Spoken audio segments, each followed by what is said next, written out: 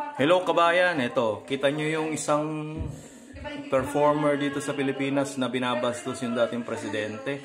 Dapat ito i-ban. Huwag panoorin lahat ng pelikula, ng mga concert, dahil napakabastos, walang galang sa dating Pangulo. Sabihin na natin may ginawa siya, hindi pa naman napapatunayan binabastos, nakasuot pa siya ng sungay.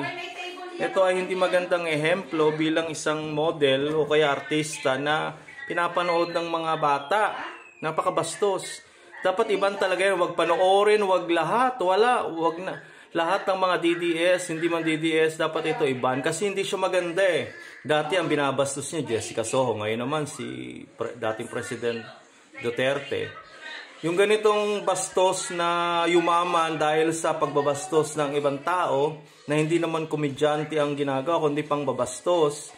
Huwag natin panoorin lahat, i-boycott natin, panawagan ko sa lahat ng mga taga Bisaya, Mindanao, mga DDS dyan, lahat, huwag nyong panoorin, iban nyo, i-block nyo, i-unfollow nyo lahat ng kanyang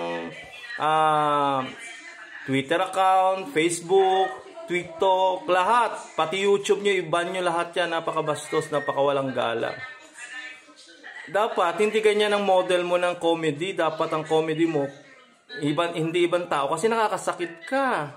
Hindi yan maganda, napakabastos mo. Wala kang galang. Iba nyo lahat yan dahil hindi maganda. Sana ang comedy mo kagaya nila Panchito, nila Dolphy, hindi ibang taong ginagamit mo.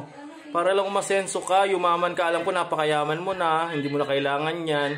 Pero yung pangbabastos mo sa tao, dapat may magdemanda sa'yo. Para matauhan ka. Napaka grabe ka. Pasalamat ka si Jessica Soho, hindi ka dinimanda. Feeling mo ikaw na yung Diyos dyan. May sungay ka pa, napaka mo. Nakalagay pa yung sungay.